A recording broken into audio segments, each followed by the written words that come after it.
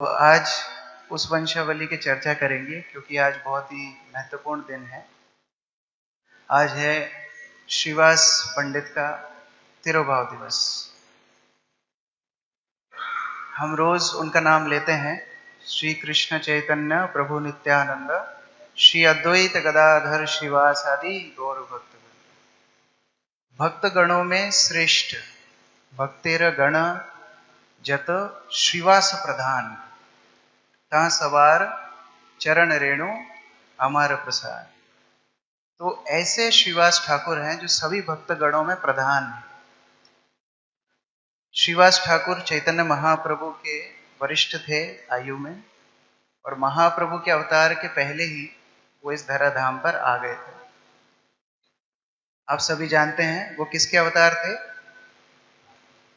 अवतार कहना ठीक नहीं है, चैतन्य लीला में अवतार कम है, स्वयं रूप है नारद मुनि का।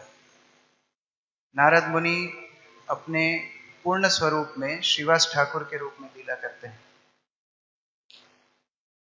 महाप्रभु अपने जितने भी पार्षदों को लेकर के आए, उन सबका कुछ ना कुछ योगदान इस जगत के कल्याण के लिए था। तो जो लोग महाप्रभु से पूर्व आए, उन लोगों का क्या योगदान था? महाप्रभु के आने के पहले की सारी व्यवस्थाएं करना। जैसे हम कृष्ण लीला में देखते हैं, जब देवकी और वसुदेव कंस को, मुख्यतः वसुदेव कंस को ये वचन देते हैं कि मैं आपको 8वीं संतान दे दूंगा, तो कंस भी उस बात को मान लेता है क्योंकि वसुदेव की बात में उतना दम था। जब पहला पुत्र होता है तो कंस उसको छोड़ देता है कि आप कोई बात नहीं, आप ले जाइए, और वसुदेव और देवकी उसका नामकरण भी कर देते हैं। लेकिन बाद में कौन आते हैं? नारद मुनि आते हैं। और नारद मुनि आकर के एक कमल घुमा करके बोलते हैं कि बताओ इसमें पहली पंखुड़ी कौन सी है और 8वीं कौन सी है? आगे से पहला कि पीछे से पहला है ना? उस प्रकार से कंस फिर सारे 6 पुत्रों की एक के बाद एक हत्या कर देता है। 7वां पुत्र संकर्षण दूसरे गर्भ में चले जाते हैं और फिर कृष्ण का प्रादुर्भाव होता है। तो लोग पूछते हैं कि ऐसा नारद मुनि ने क्यों किया? कंस तो बेचारा छोड़ दिया था। तो भक्त लोग ऐसे आग थोड़ी लगाते हैं। तो ऐसा नारद मुनि का स्वभाव वैसे ही बाहर हम देखते हैं, बहुत लोग उनको, कोई अगर कोई मस्ती करता है, लड़ाइयां कराता है, तो उसको बोलते हैं तुम नारद हो, इसलिए तो नाम खराब है। लेकिन आचार्य लोग बताते हैं नहीं, नारद मुनि भगवान कृष्ण के अवतार को जल्दी जल्दी करवाना चाहते थे। So he worked as a catalyst in Krishna's pastimes. उसी तरह श्रीवास ठाकुर भी चैतन्य महाप्रभु के आविर्भाव में बहुत योगदान दिए। उनका जन्म श्रीहट्ट, वर्तमान सिलहट में हुआ था। उनके पिता का नाम जलधर पंडित, और ये 5 भाई थे। सबसे बड़े थे नलिन पंडित। नलिन पंडित के बारे में इतना सुनाई नहीं जाता है, लेकिन उनकी पुत्री थी नारायणी देवी, जिन्होंने वृंदावन दास ठाकुर को जन्म दिया। बाद में उन्होंने चैतन्य भागवत की रचना की। उसके बाद जो 4 भाई थे वो लोग महाप्रभु की लीला में बार बार आते हैं। उसमें सेकंड नंबर पे थे श्रीवास पंडित, जो कि नारद मुनि के अवतार हैं। अब हम अपने चलित दिनचर्या में भी देखते हैं, फ्रेंड्स एक साथ चलते हैं। नारद मुनि के फास्ट फ्रेंड कौन है? मृगारी कथा में आता है पर्वत मुनि। तो पर्वत मुनि ने भी बोला हम भी आपके साथ अवतार लेंगे चैतन्य लीला में। तो वो श्रीराम पंडित के रूप में आते हैं, 3रे नंबर के भाई। और फिर श्रीपति और श्रीनिधि, इस प्रकार 5 भाई हैं। और वो लोग बाद में श्रीहट्ट से आकर के और नदिया में, नवद्वीप में निवास करते हैं। नवद्वीप से शांतिपुर बहुत पास में था। अद्वैताचार्य का एक घर नवद्वीप में भी था। तो वो लोग का आपस में मिलना जुलना बहुत बार होता था। और अद्वैत आचार्य जब प्रार्थना करते थे कि भगवान आप स्वयं आइए जीवों का उद्धार करने के लिए, तो श्रीवास ठाकुर भी उनके साथ प्रार्थना करते थे। उस प्रकार महाप्रभु को बुलाने के लिए बहुत योगदान श्रीवास ठाकुर का भी रहा। उसके बाद जब सची माता गर्भवती थी और सची माता को निमाई होने वाले थे, वो प्रसूति गृह में एक नर्स लगती है। तो कृष्ण की वृंदावन में एक नर्स थी, उनका नाम था अंबिका। उन्होंने बोला कि ये सेवा तो हर अवतार में आनी चाहिए, क्योंकि अवतार तो होना ही है। कृष्ण तो आए कारागृह में, वहां तो नर्स वर्स की कोई जरूरत थी नहीं, लेकिन यहाँ नर्स की आवश्यकता है। तो वह श्रीवास पंडित की पत्नी मालिनी देवी के रूप में आई, और जो चैतन्य महाप्रभु को प्रथम दर्शन किया वो मालिनी देवी ने ही किया, क्योंकि प्रसूति गृह में प्रथम उन्होंने सची माता की मदद की। तो दोनों पति पत्नी उस प्रकार जगन्नाथ मिश्र सची देवी के बहुत निकटतम थे। एक इंग्लिश में कहावत है, it takes a village to raise child.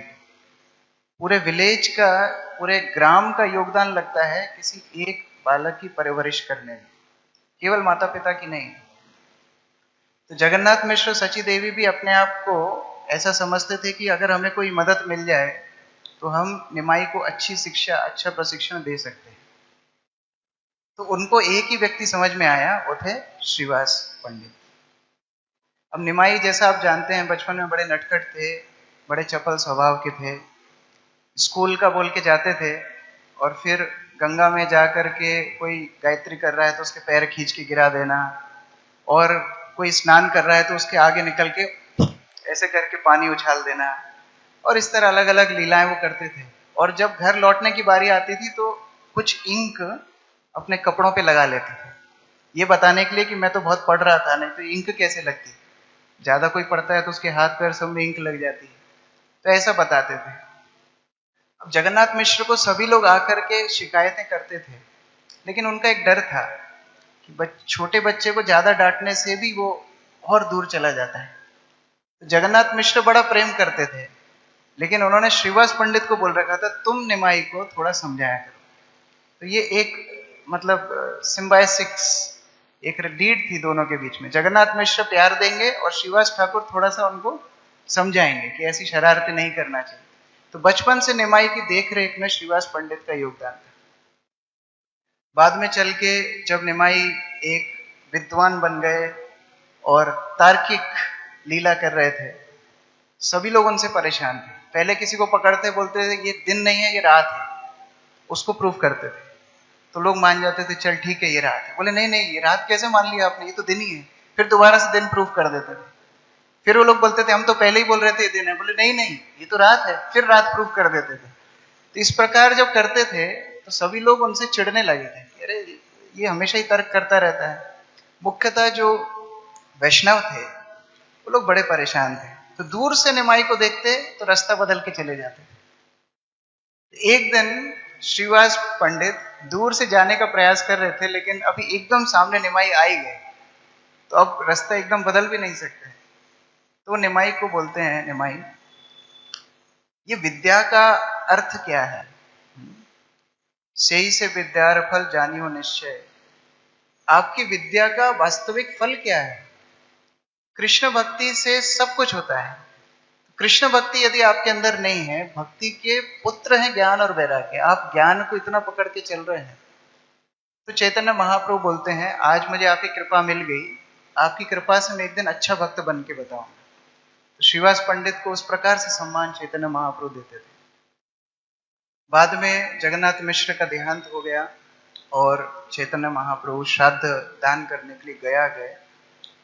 तो आप सब जानते हैं, गया गया तो गया। चैतन्य महाप्रभु उसके बाद एक परिवर्तित व्यक्तित्व थे, ईश्वरपुरी का सानिध्य मिला और आकर के मनमत्त होकर के हरिनाम किया करते थे। तो प्रथम बार कृष्ण प्रेम की स्फूर्ति शुक्लांबर ब्रह्मचारी के स्थान पर चैतन्य महाप्रभु के अंदर जागृत हुई। और शुक्लांबर ब्रह्मचारी घर में एक पिलर था, एक स्तंभ था। वो स्तंभ को जब महाप्रभु ने स्पर्श किया तो वो स्तंभ पिघल गया। यह देख करके सब भक्त अचंभित हो गए। जो लोग महाप्रभु के करीब थे वो उनके साथ मिलकर के कीर्तन करने लगे। लेकिन दिनों दिन महाप्रभु का उन्मत्तता, उनका पागलपन कृष्ण के लिए बढ़ता गया। और लोग सची माता को जाकर के समझाते थे कि देखो तुम्हारे बेटे को ऐसा लगता है किसी भूत ने पकड़ लिया है। तो भूत का इलाज होता है भगवान शिव से। तो एक काम करो, शिव जी के ऊपर आप तेल चढ़ाओ और उस तेल को निमाई को लगाओ तो वो सही हो जाएगा। फिर दूसरा बोलता है नहीं नहीं, ये शिव जी से काम नहीं चलेगा इसका, इसका भूत बहुत भयंकर भूत है, तो इसको विष्णु जी के ऊपर घी चढ़ाओ, तेल से थोड़ा ज्यादा खर्चा करो, तो घी चढ़ा करके घी लगाओ तो ये जल्दी सही हो जाएगा। तीसरा व्यक्ति बोलता है नहीं, इसका वात बढ़ गया है। अभी मैं आयुर्वेदिक ट्रीटमेंट ले रहा हूँ, कफ वात पित्त, तो एक आयुर्वेदिक डॉक्टर शायद वहां भी होगा, उन्होंने बोला कि इनका वात बहुत बढ़ गया है, तो एक काम करो, इनके सिर पे नारियल का तेल की मालिश करा कर, तो ये सही हो जाएंगे। चौथा बोलता है ऐसे पागल को तो बांध के रखना ही अच्छा है, आप घर में पागल है, बांध के रखो, कभी किसी को कुछ कर देगा तो आपके ऊपर केस चलेगा। तो उस प्रकार जब अलग अलग लोग बोलते थे, सची माता बड़ी परेशान हो गई। सची माता के दुख को देख करके चैतन्य महाप्रभु भी सोच रहे कि मैं सच में पागल तो नहीं हो गया। तो गाइडेंस लेने के लिए श्रीवास पंडित के पास गए। श्रीवास पंडित को बोलते हैं कि लोग बोल रहे हैं मैं पागल हूं, मेरी माता के पास अलग अलग प्रिस्क्रिप्शंस भेज रहे हैं, तो मैं क्या करूं। श्रीवास पंडित बोलते हैं ऐसा पागलपन सबको हो ऐसी प्रार्थना हम करते हैं। ये कृष्ण प्रेम का भूत है जो आपको लगा है, ये कृष्ण प्रेम का भूत हर किसी को नहीं लगता है, ये उन्मत्तता कृष्ण प्रेम की उन्मत्तता है। निमाई बोलते हैं अगर आपने भी बोल दिया होता कि मैं पागल हूं, तो मैं गंगा में जाकर के अपना देह त्याग कर देता। आपने मेरे प्राणों की रक्षा कर ली, और अब मैं आपके ही स्थान पे संकीर्तन किया करूंगा और कहीं नहीं करूंगा, क्योंकि दूसरे लोग मुझे ठीक से समझ नहीं पाते। वहां से शुरू हुआ सच श्रीवास आंगन में संकीर्तन। रात में महाप्रभु श्रीवास आंगन में संकीर्तन किया करते, और बड़े बड़े केले के वृक्ष पूरी बाउंड्री पर थे, तो कोई दूर से व्यक्ति देख नहीं पाता था कि अंदर क्या चल रहा है। और उद्दंड कीर्तन हुआ करता था तो आवाज बाहर जाती थी। अभी दूसरा कल्चर है, शांति से बैठ के हारमोनियम में लोगों को लगता है सूदिंग, सो जाएंगे उसको सुन के, ऐसा लगता है। लेकिन तब उद्दंड कीर्तन हुआ करता था, गौड़ीय कीर्तन पद्धति जो है, उस प्रकार के कीर्तन को सुन के लोग बड़े क्वेश्चन करते थे कि ये होगा क्या। तो किसी किसी ने श्रीवास पंडित को आकर के डरा दिया कि देखो अगर आप इस प्रकार से हमको रात को परेशान करोगे तो हम यहाँ के नवाब को बता देंगे और आपकी सब पूजा पाठ बंद करा देंगे। तो श्रीवास ठाकुर डर गए और नरसिंह देव की अर्चना करने लगे। जब वो नरसिंह देव की अर्चना कर रहे थे, जय श्री श्री राधा मदन मोहन कृष्ण बलराम गौर निताय की, श्री जगन्नाथ बलदेव सुभद्रा महारानी की, राधे श्री नरसिंह देव भगवान की। तो नरसिंह देव की जब आराधना कर रहे थे तो उनका द्वार बंद था, और महाप्रभु को सिग्नल मिल गया कि श्रीवास परेशान है, नरसिंह देव की अर्चना कर रहा है। तो महाप्रभु नरसिंह देव के भाव में आ गए और दरवाजे पे खटखटाने लगे। श्रीवास ठाकुर बोले कौन आया है? बोले नरसिंह देव आए हैं। श्रीवास ठाकुर बोले ये कौन है? नरसिंह देव तो पिलर फाड़ के आए थे, आप दरवाजा खोल के आ जाइए, हमको क्यों दरवाजा खोलना है? तो चैतन्य महाप्रभु अंदर प्रवेश किए द्वार खोल करके और बोलने लगे कि मैं नरसिंह हूं, और नरसिंह देव की शालिग्राम लेकर के नरसिंह देव के आसन पर बैठ गए। अब ये प्रथम बार था जब श्रीवास ठाकुर ने महाप्रभु का इस पर भगवदीय रूप देखा था। तो वो सोचने लगे कल तो ये बोल रहा था कि जीव कभी भगवान नहीं बन सकते, वो मायावाद होता है, और आज ये खुद ही बोल रहा है कि मैं नरसिंह देव हूं, तो इसको कैसे समझना है। तो फिर चैतन्य महाप्रभु ने अपना षड्भुज रूप वहां पर श्रीवास ठाकुर को दिखाया, और श्रीवास ठाकुर की आस्था, आसक्ति, निष्ठा चैतन्य महाप्रभु के ऊपर और बढ़ गई। फिर संकीर्तन फिर से शुरू हुआ सुचारू रूप से। उसी के बीच नित्यानंद प्रभु का आना हुआ। नित्यानंद प्रभु महाप्रभु से मिले और चैतन्य महाप्रभु ने आयोजन किया कि हम व्यास पूजा करेंगे, प्रथम व्यास पूजा हमारी परंपरा में। तो उसका पुरोहित बनाया श्रीवास ठाकुर। तो श्रीवास ठाकुर ने पूरा प्रोसीजर निकाल लिया और व्यास पूजा होने लगी। तो नित्यानंद प्रभु के हाथ में माला दी कि आप व्यासदेव को माला पहनाइए। नित्यानंद प्रभु वहीं पर माला लेके खड़े रहे। श्रीवास बोलते हैं देखो हमको आज इंचार्ज बनाया, हमारी बात आपको माननी पड़ेगी, माला पहनाइए। नित्यानंद प्रभु ने उठा के चैतन्य महाप्रभु को माला पहनाई। तो बाद में चैतन्य महाप्रभु बोलते हैं श्रीवास ये अवधूतों की बात नहीं मानना चाहिए, इसकी जाति क्या है, इसका धर्म क्या है, इसका घर बार क्या है, कुछ आपको पता है क्या? आपका सब नष्ट कर रहा है, ये धर्म नष्ट कर दिया, आपका घर अशुद्ध कर दिया, इसको बाहर निकालो नित्यानंद।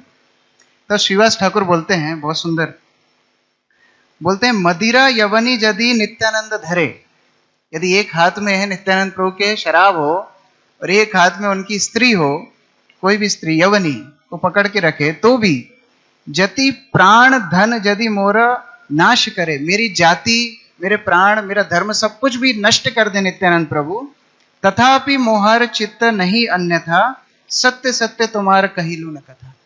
कि मैं सत्य बोल रहा हूं, अगर नित्यानंद प्रभु मेरी जाति धर्म कुल सब नष्ट कर दें तो भी मैं नित्यानंद प्रभु के प्रति श्रद्धा अपनी कम नहीं होने दूंगा। तब महाप्रभु उनको बोलते हैं कि श्रीवास, तुम्हारे घर के जो कुत्ते बिल्ली हैं उन्हें भी कृष्ण प्रेम मिलेगा, तुम्हारी बात तो दूर की है। तो उस प्रकार से महाप्रभु ने उनको बहुत प्रेम वृष्टि की। आगे जाकर के चैतन्य महाप्रभु को एक डाउट आया कि इसका नाम तो है श्रीवास, श्री यानी लक्ष्मी, लक्ष्मी का वास, लेकिन ये काम धंधा तो कुछ करता ही नहीं है, दिन भर मेरे साथ घूमता रहता है, इसका घर कैसे चलता है। तो उन्होंने श्रीवास पंडित को पूछा कि आपका घर बार कैसे चलता है। तो श्रीवास पंडित 3 बार ताली बजाते हैं। महाप्रभु बोलते हैं देखो कीर्तन में ताली बजाना, अभी हम प्रश्न पूछ रहे हैं, प्रश्न का उत्तर दो। श्रीवास पंडित बोलते हैं कि यही तो उत्तर है, पहले दिन यदि मुझे कुछ भोजन नहीं मिला तो मैं फास्टिंग करूंगा, दूसरे दिन भी नहीं मिला तो मैं फास्टिंग करूंगा, तीसरे दिन भी नहीं किए मिला तो भी फास्टिंग करूंगा, उसके बाद चौथे दिन गले में फांस लगा करके गंगा में डूब जाऊंगा। नाम किसका खराब होगा? आपका। दिन भर आपके साथ घूमता हूं तो नाम किसका खराब होगा? तो ये आपकी जिम्मेदारी है मेरा पालन पोषण करना। तो चैतन्य महाप्रभु बोलते हैं यदि लक्ष्मी भी भिक्षा कर करके खाएगी, भीख मांगेगी तो भी संभव है, लेकिन तुम्हारे घर में कभी दरिद्रता नहीं आएगी। तो उस प्रकार चैतन्य महाप्रभु का बहुत प्रेम श्रीवास पंडित के लिए था। उनके घर में प्रतिदिन नित्य कीर्तन होते थे और उससे संबंधित बहुत कथाएं हैं। एक दिन चैतन्य महाप्रभु बोलते हैं कि मुझे उस प्रकार का भाव आनंद नहीं आ रहा है कीर्तन में, कोई तो ऐसा है जिसको यहां नहीं होना चाहिए। श्रीवास ठाकुर ढूंढने लगे कौन ऐसा है, तो उनको मिली उनकी सासू मां। चैतन्य महाप्रभु ने उनको बड़े संदिग्ध रूप से देखा, तो श्रीवास ठाकुर समझ गए इनको यहां नहीं होना चाहिए। अब सासू को बाहर निकालना बहुत कठिन काम है गृहस्थ आदमी के लिए तो सासू की चोटी पकड़ के श्रीवास ठाकुर ने बाहर निकाल दिया। बोले महाप्रभु के कार्य में जो नहीं लगेगा वो हमारे उसके लिए प्रयोजन नहीं है। तो बहुत बड़ा डेडिकेशन था, ब्रह्मचारी लोग नहीं समझेंगे। उसके बाद आगे फिर ऐसा हुआ, कुछ दिन बाद फिर से महाप्रभु को आनंद स्फूर्ति महसूस नहीं हो रही। तो महाप्रभु ने श्रीवास ठाकुर को बोला फिर से कोई ऐसा व्यक्ति है जिसको यहाँ नहीं होना चाहिए। तो श्रीवास ठाकुर धीरे से बोले एक ब्रह्मचारी आया था, बड़ा ही तपस्वी ब्रह्मचारी है, केवल दुग्ध आहार करता है, तो मैंने उसको परमिशन दिया छुप के आपका संकीर्तन देखने के लिए। महाप्रभु बोले तो अगर दूध पीने से कृष्ण मिलते थे तो हम सब दूध ही पीते थे। कृष्ण मिलते हैं शरणागत भक्त को, तपस्या से नहीं, तप से नहीं, जप से नहीं, ज्ञान से नहीं, वैराग्य से नहीं, कृष्ण शरणागति से मिलते हैं। तो इसको बाहर निकाला। तो श्रीवास ठाकुर उनको बोले आप बाहर जाइए। तो जब बाहर जा रहे थे तो मुड़ मुड़ के देख रहा था, कह रहे हम तो गाइडेंस में आए थे, हमारी क्या गलती है, सासू माँ तो बिना गाइडेंस के आई थी। तो चैतन्य महाप्रभु ने भी समझा कि नहीं श्रीवास ने इनको स्थान दिया है, तो चैतन्य महाप्रभु ने उनको बुलाया और उनके सिर पर अपने पैर रखे और उनको आशीर्वाद किया। केवल श्रीवास के लिए उस ब्रह्मचारी को कृपा मिली। आगे जाके और एक वहां पर भट्टाचारी ब्राह्मण था, वो भी प्रवेश करना चाहता था श्रीवास के कीर्तन में, उनको एंट्री नहीं मिली। तो उन्होंने सोचा हम एक काम करते हैं, इनकी दुकान ही बंद करवा देते हैं। तो उन्होंने रात में सारे काली पूजा की सामग्री इकट्ठी की, मांस, मदिरा, लाल फूल, इस तरह सब इकट्ठा करके तो श्रीवास के द्वार के सामने बिछा दी। इसका नाम था चपल गोपाल। और सुबह जब श्रीवास ठाकुर बाहर आए, उन्होंने देखा कि देखो ये सारी चीजें पड़ी हुई हैं। चपल गोपाल ने पूरे गांव को बुला लिया कि देखो देखो ये श्रीवास काली उपासक है, ये वैष्णव नहीं है, ये रात में क्या पीते हैं क्या करते हैं हमको कुछ भी नहीं पता। श्रीवास ठाकुर बोलते हैं बिल्कुल सही बात बोली है आपने, हम 1 नंबर के धोखेबाज हैं, हम मिथ्याचारी हैं, हम काली उपासक हैं, वैष्णव बन के हम सम्मान ग्रहण कर रहे हैं, आज आपने हमको ठीक तरह से पहचाना।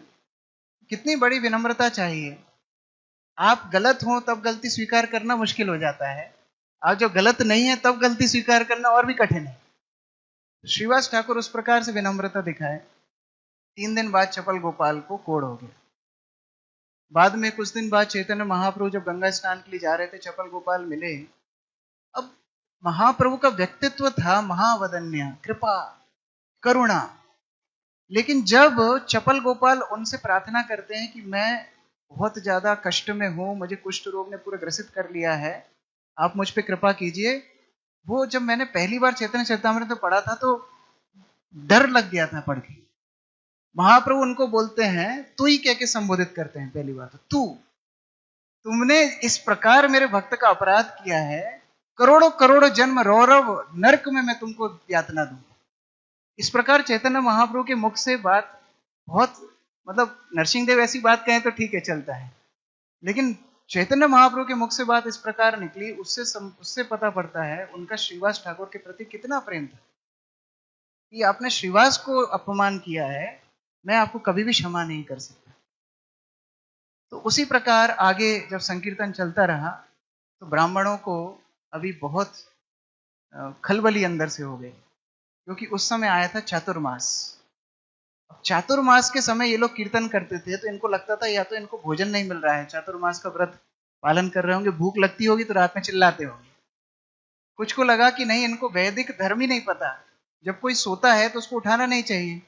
चातुर्मास में भगवान विष्णु सो रहे हैं और ये इनका नाम ले रहे हैं, भगवान उठ जाएंगे, क्रोधित हो जाएंगे, नवद्वीप में भूकंप आ जाएगा, बाढ़ आ जाएगी, इससे बचाना हम ब्राह्मणों का धर्म है ना। कभी कभी बैलगाड़ी के नीचे एक कुकुर चलता है, उसको लगता है हम ही बैलगाड़ी को चला रहे हैं, तो ब्राह्मणों को लग रहा था हम ही तो नवद्वीप की देखरेख करने वाले हैं, हम नहीं देखेंगे तो कौन देखेगा। तो उस प्रकार उन्होंने जाकर के काजी से शिकायत की। काजी तो मौका ही ढूंढता था कैसे सनातन धर्मियों को बंद करा जाए। काजी दम दम करता हुआ श्रीवास आंगन में आ गया, तब महाप्रभु वहां पर नहीं थे, भक्त लोग कीर्तन कर रहे थे। उनको चेतावनी देता है कि आप अगर कीर्तन करेंगे तो हम सबको दंडित करेंगे, और वो मृदंग उठा करके तोड़ देता है, भक्तों को मारपीट भी करता है। और ये ब्राह्मण बड़े बड़े खुश होते हैं, देखो बड़े धर्म कर रहे थे, अभी सब पिट गए, अभी शांति से बैठना। अगले दिन जब महाप्रभु को ये बात पता पड़ती है, महाप्रभु पहला सिविल डिसोबीडियंस मूवमेंट सबको इकट्ठा कर लेते हैं। ऐसे कैसे चांद काजी संकीर्तन बंद करेंगे, संकीर्तन बंद करने का किसी में सामर्थ्य नहीं है, और मैं आज ही सारे यवनों को इस पृथ्वी से मिटा दूंगा। संकीर्तन शुरू होता है। महाप्रभु के उस समय भक्त ज्यादा नहीं थे, कम ही भक्त थे, लेकिन उस संकीर्तन में बताया जाता है लाखों भक्त आ गए। कहां से आ गए? अलग अलग लोकों से, देव देवी, सिद्ध पुरुष, योगी, सब लोग भक्तों का साथ देने के लिए उस संकीर्तन में जुड़ गए। हाथ में मशाल लिए चैतन्य महाप्रभु आगे संकीर्तन कर रहे हैं। श्रीवास पंडित, अद्वैत आचार्य, नित्यानंद प्रभु, गदाधर पंडित, सारे भक्त एक साथ संकीर्तन करते हुए जा रहे हैं। अब चांद काशी की जो सिक्योरिटी थी वो पहले ही भाग गई, है ना, शायद उनको भी कम सैलरी मिलती होगी, पहले ही भाग गए वो देख के कि ये इतना बड़ा 1-2 लाख रुपए, 1-2 लाख लोगों का सैलाब आ रहा है, इनको कैसे हम रोकेंगे। तो जैसे ही चांद काजी ने देखा कि इस प्रकार हमारी सिक्योरिटी भी भाग गई और ये लोग अंदर घुस रहे हैं, वो जाकर के छुप गए। अब उनका एक असिस्टेंट जाके बोलता है, अरे निमाई आपको बुला रहा है, मिलने के लिए आया है। चांद काजी बोलता है, ऐसे कोई मिलने के लिए आता है क्या मशाल लेके, तो मैं तो नहीं जाऊंगा बाहर। तो चैतन्य महाप्रभु स्वयं ऊपर चढ़ करके गए, चांद काजी से मिले। चांद काजी बोलता है, अरे भांजे, मैं तो मामा हूं तुम्हारा, तुम्हारे नाना जी और हम एक ही गांव से हैं, उस प्रकार का संबंध है, तुम तो हमारे भांजे हो। चैतन्य महाप्रभु शायद मन में सोच रहे होंगे, एक और मामा था पिछले अवतार में, कंस मामा, और अभी एक मामा आप हो। ऐसा लिखा नहीं है, वैसे जोड़ रहा हूं। तो बाद में चैतन्य महाप्रभु ने उनको बहुत अच्छे से समझाया, उनके कुछ जो भी उनकी समस्याएं थी, जैसे गो हत्या वगैरह चैतन्य चरितामृत में बताया गया है। बाद में चांद काजी बताते हैं कि कैसे नरसिंह देव ने आकर के उन्हें चेतावनी दी कि अगर मेरे भक्तों को आपने परेशान किया तो जैसे एक ऑपरेशन मैंने पहले किया था, अभी मैं एक्सपर्ट सर्जन हूं, दोबारा से आपका ऑपरेशन कर सकता हूं, ऐसी कोई बड़ी बात नहीं। तो चांद काजी ने क्षमा याचना की और बोला कि अभी से मैं आपका नित्य दास हूं और मेरे परिवार में कोई भी व्यक्ति संकीर्तन आंदोलन में बाधा नहीं डालेगा। और अभी तक वो सभी जो चांद काजी के डिसेंडेंट्स हैं, हमने सुना है कि वो शाकाहारी हैं। और 1947 में जब भारत का विभाजन हुआ था, हिंदू मुसलमान के दंगे हर जगह पर हुए थे, उस समय भी नवद्वीप में एक भी दंगा लड़ाई नहीं हुई थी, क्योंकि चांद काजी का उनके परिवार को ये निर्देश था कि आप किसी भी संकीर्तन गतिविधि में बाधा नहीं डालें। तो उसके बाद संकीर्तन फुल स्विंग पे चलने लगा। महाप्रभु बड़े आनंद से संकीर्तन करते। एक दिन श्रीवास ठाकुर बार बार संकीर्तन छोड़ करके अंदर जा रहे थे, बाहर आ रहे थे, फिर अंदर जा रहे थे, फिर बाहर आ रहे थे।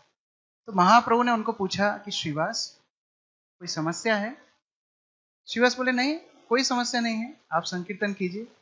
महाप्रभु बोले, नहीं, कुछ तो समस्या है। बोले, जहां आप हैं वहां कौन समस्या हो सकती है ना, वहां कोई अमंगल नहीं हो सकता। तो भक्तों ने बताया कि महाप्रभु इनका एकमात्र पुत्र था, उसकी मृत्यु हो गई, अंदर उसका शव पड़ा हुआ है और मालिनी देवी इत्यादि महिलाएं अंदर रो रही हैं। श्रीवास ठाकुर बार बार उनको जाकर के बोल रहे हैं कि अगर बाहर तक आवाज आई तो मैं भी गंगा में कूद करके जान दे दूंगा, क्योंकि महाप्रभु के संकीर्तन में कुछ भी रुकावट नहीं आनी चाहिए। चैतन्य महाप्रभु उस बात को सुन के रोने लगे कि ऐसे भक्त को मैं कैसे छोड़ सकता हूं जिसने सब कुछ मुझे दे दिया है। महाप्रभु इस प्रकार रोने लगे और उस बालक के शव के ऊपर जाकर के महाप्रभु ने हाथ रखा। वो बालक फिर उठ के बैठ गया। उस बालक से महाप्रभु पूछते हैं कि आप क्यों श्रीवास को छोड़ करके जा रहे हैं? तो बालक बोलता है, मैं तो नित्यबद्ध जीव हूं, मैं आश्रित हूं, मैं स्वतंत्र नहीं हूं, जैसा आपने आयोजन किया है वैसा ही मैं कर रहा हूं। आप केवल मुझे ये आशीर्वाद दीजिए, जहां जहां मैं जाऊं वहां मैं आपका चिंतन कर सकूं। श्रीवास आंगन में मुझे जो प्रेम भक्ति मिली है उसको मैं सर्वदा अपने हृदय में रख पाऊं। तो ये बात सुन के सारे परिवार के जनों का शोक थोड़ा कम हुआ। श्रीवास ठाकुर मालिनी वहीं पर चुपचाप खड़े हुए थे। चैतन्य महाप्रभु बोलते हैं, आपने एक पुत्र को खोया है, आज से आपके दो पुत्र हैं, गौर और निताई, दोनों आज से आपके पुत्र हैं। तो श्रीवास पंडित को पिता रूप से चैतन्य महाप्रभु ने स्वीकार किया। बाद में जब चैतन्य महाप्रभु संन्यास लेकर के पुरी चले गए, फिर श्रीवास पंडित बार बार चतुर्मास के लिए हर साल पुरी जाया करते थे। और जगन्नाथ रथ यात्रा में गुंडीचा मार्जन करना, साथ में जगन्नाथ का दर्शन करना, और जगन्नाथ की सेवा में चैतन्य महाप्रभु ने 7 कीर्तन दल बनाए थे। तो उनमें से द्वितीय दल के कीर्तनिया थे श्रीवास ठाकुर, और श्रीवास ठाकुर के दल में प्रमुख नर्तक थे नित्यानंद प्रभु। तो उस प्रकार चैतन्य महाप्रभु को आनंद देने के लिए श्रीवास ठाकुर कीर्तन करते, अलग अलग लीलाएं करते। एक बार महाप्रभु रथ के सामने नृत्य कर रहे थे और जगन्नाथ धीरे धीरे चल रहे थे। कभी महाप्रभु नृत्य करते करते पीछे रह जाते, कभी यदि गौर पाछे रहे श्याम होए स्थिरे, कभी गौर चैतन्य महाप्रभु यदि पीछे रह जाते थे तो श्याम जगन्नाथ स्थिर हो जाते थे, और कभी चैतन्य महाप्रभु आगे पहुंच जाते थे, यदि गौर आगे जाए श्याम चले धीरे धीरे, धीरे धीरे जगन्नाथ का रथ चलने लगता था। तो ये लीला देख करके श्रीवास ठाकुर बड़े मंत्रमुग्ध हो गए कि कैसे जगन्नाथ और चैतन्य महाप्रभु के पारस्परिक संबंध चल रहा है। अगर चैतन्य महाप्रभु पीछे रह गए तो रथ चल ही नहीं रहा है, कोई कितना भी खींचो, और अगर महाप्रभु थोड़े आगे पहुंच गए तो जगन्नाथ का रथ अपने आप ही चल रहा है आगे चलने के लिए। इस प्रकार जगन्नाथ और चैतन्य महाप्रभु का पारस्परिक संबंध देख करके श्रीवास ठाकुर बड़े प्रेम से दर्शन कर रहे थे। अब पीछे महाराज प्रताप रुद्र अपने मंत्री हरिचंदन के साथ खड़े थे, उसके कंधे पर हाथ रखे, वो भी देख रहे थे। तो श्रीवास ठाकुर उनके बीच में आ रहे थे, शायद विजन ब्लॉक हो रहा था। तो हरिचंदन बार बार श्रीवास ठाकुर को हटा रहा था।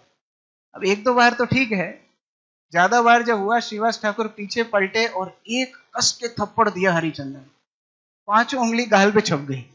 अब ये हरिचंदन को इतना गुस्सा आया, एक तो मंत्री था, ऐसा कोई फालतू आदमी नहीं था, और उसको एक ग्रस्त व्यक्ति ने सामने खड़ा है, वो तो पुरी के भी नहीं थे, उन्होंने थप्पड़ मार दिया। अब ये प्रतिक्रिया करने वाले थे, प्रताप रुद्र उनको रोक देते हैं। तुम जानते हो श्रीवास ठाकुर चैतन्य महाप्रभु कितने अंतरंग पार्षद हैं, ये मार मुझे दे दो, ये कृपा है, ये तुम्हें समझ में नहीं आ रहा है कितनी बड़ी कृपा तुम्हें मिली है, इसी कृपा के माध्यम से तुम भगवत धाम पहुंच जाओगे। श्रीवास ठाकुर की ये कृपा है। पहले का प्रचार भी अच्छा होता था, थप्पड़ दे दो, अभिराम ठाकुर कोड़ा मार देते थे, नित्यानंद प्रभु लात मार देते थे। अभी बहुत मुश्किल होती है, ऐसा नहीं कर सकते हैं, लेकिन ये नित्य सिद्ध परिकरों की लीला है। आगे जाकर के अद्वैत आचार्य ने एक प्लान बनाया कि हम हरे कृष्ण महामंत्र तो करते ही हैं, हरि कीर्तन तो करते ही हैं, लेकिन हमें गौर कीर्तन करना चाहिए। जय सचिनंदन गौर हरि के नारे लगाना चाहिए। चैतन्य महाप्रभु का अवतार है, चैतन्य महाप्रभु का नाम है, ये अपराध का विचार नहीं करते हैं। तो अद्वैत आचार्य ने सबको प्रीचिंग करके गौर कीर्तन सिखा दिया।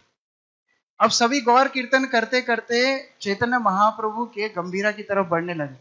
महाप्रभु दूर से सुनते हैं कीर्तन चल रहा है, तो कीर्तन की आवाज सुन के चैतन्य महाप्रभु भी उत्साही होके बाहर निकलते हैं। जब ये भक्त पास में आते हैं तो सुनते हैं जय सचिनंदन गौर हरि, ये क्या नया शुरू किया। महाप्रभु बहुत क्रोधित हो जाते हैं। अब अद्वैत आचार्य श्रीवास ठाकुर दोनों सामने खड़े हैं। अब अद्वैत आचार्य महाप्रभु से 50-60 साल बड़े थे, उनको तो कुछ बोलना दूर की बात है, उनको तो कुछ बोल ही नहीं सकते। अब श्रीवास ठाकुर को महाप्रभु बोलते हैं, तुमने ये क्या कैटव धर्म शुरू कर दिया, तुमको पता नहीं मैं साधारण जीवात्मा हूं, भगवान विष्णु भगवान कृष्ण का कीर्तन हमको करना चाहिए। तो श्रीवास पंडित बोलते हैं, देखिए मैंने तो आपसे एक ही बात सीखी है, केवल कृष्ण है अभिज्ञ स्वराट, बाकी सारी जीवात्मा वही करती हैं जो कृष्ण चाहते हैं। तो हम क्या करें, हम तो बद्ध जीव हैं, जो आप करा रहे हैं वो हम कर रहे हैं। महाप्रभु बोलते हैं, देखो गलती भी कर रहे हो और इंजाम भी, मेरी मतलब चोरी भी कर रहे हो और कोतवाल को भी डांट रहे हो, ये तो नहीं चलेगा, आप ये कीर्तन बंद कर दो। तो जैसे ही महाप्रभु ने ये बोला, वहां पर कुछ गौड़ीय वैष्णव पीछे से एक और टोली आ रही थी, वो भी गा रहे हैं जय सचिनंदन गौर हरि। और श्रीवास ठाकुर बोलते, ठीक है हम तो आपके जूनियर हैं, आपने चुप करा दिया, अभी इनको कैसे चुप कराओगे, इनको कैसे बंद कराओगे। महाप्रभु बोलते हैं, आप पंडित हो ना, आप जाकर के समझाओ कि मेरे नाम का कीर्तन नहीं करना है। तो श्रीवास ठाकुर ऐसे करें। महाप्रभु बोलते हैं, जब भी इसको कुछ मैं ट्रिकी क्वेश्चन पूछता हूं, ये कुछ ना कुछ ड्रामा करना शुरू कर देता है। महाप्रभु बोलते हैं, अब ये क्या कर रहे हो। बोले, मैं सूरज को ढकने की कोशिश कर रहा हूं, सूरज का प्रकाश भूमि पे आने ही नहीं दूंगा। महाप्रभु बोले, फालतू आदमी से बात करने का कोई अर्थ नहीं है। तो महाप्रभु वापस चले गए और उस दिन से गौर कीर्तन की प्रथा शुरू हुई। तो उस प्रकार बहुत सारी लीलाएं हैं श्रीवास ठाकुर की। महाप्रभु के बहुत नित्य परिकर हैं, नारद मुनि के अवतार हैं, भक्ति देने में सामर्थ्य है। हम उनके चरणों में प्रार्थना करते हैं कि गुरु कृष्ण के चरणों में आसक्ति हो और इस आंदोलन में एक विनम्र सेवक के भाव से सेवा कर सके। हरे कृष्ण। श्री श्रीवास पंडित तिरुभाव दिवस की, श्री चैतन्य महाप्रभु की, जगत गुरु श्रील प्रभुपाद की, समवेत भक्त वृंद की, निताई गौर प्रेमानंदे। हरि हरि हरे कृष्ण। श्रील प्रभुपाद की जय।